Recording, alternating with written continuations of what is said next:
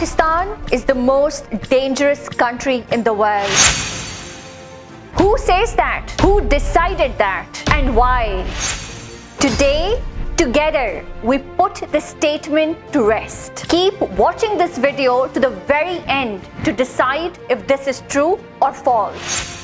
In 2019 alone, 992 million foreigners visited Pakistan, including the then Duke and Duchess of Cambridge, Prince William and Kate Middleton. Now pay attention to Pakistan's unique features. We are home to the world's oldest civilizations, the world's highest mountain peaks, the largest seaport in the world, the tallest paved road in the world, the highest polo field in the world, the largest man-made forest in the world, the largest volunteer ambulance service in the world. There is so much more to Pakistan that the world should discuss than calling us just dangerous and sometimes calling us intolerant.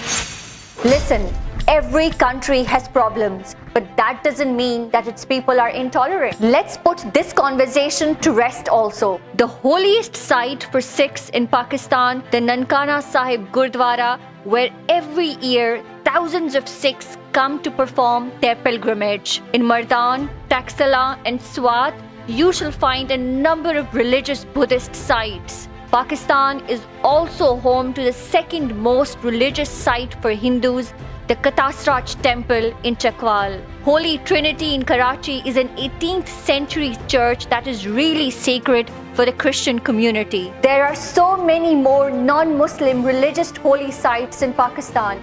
How can we be intolerant? Wait a minute. I know that you must be wondering that there are movies and drama serials that portray Pakistan and Pakistanis as dangerous. But they will never tell you that how caring, selfless and philanthropic we are. I will tell you. According to The Economist, the Citizens Foundation manages the largest network of independently run schools in the world. For more than 27 years, they have been educating the less privileged children for free across Pakistan. The Shaukat Khanum Memorial and Cancer Hospital treats more than 75% of its poor cancer patients free. Ahuat, the largest microfinance institution in Pakistan, provides interest-free loans and have empowered 5.4 million people to date. LRBT provides free eye care to the poor and has treated more than 51 million people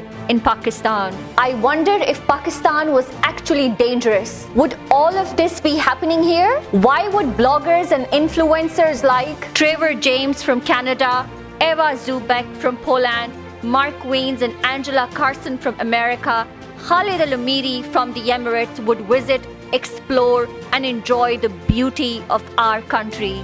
Well, if all these foreigners and many others are promoting the best of Pakistan, I wonder who calls it a dangerous country? Now, it's your turn to tell us in the comments, do you still agree or disagree with Pakistan being a dangerous country in the world?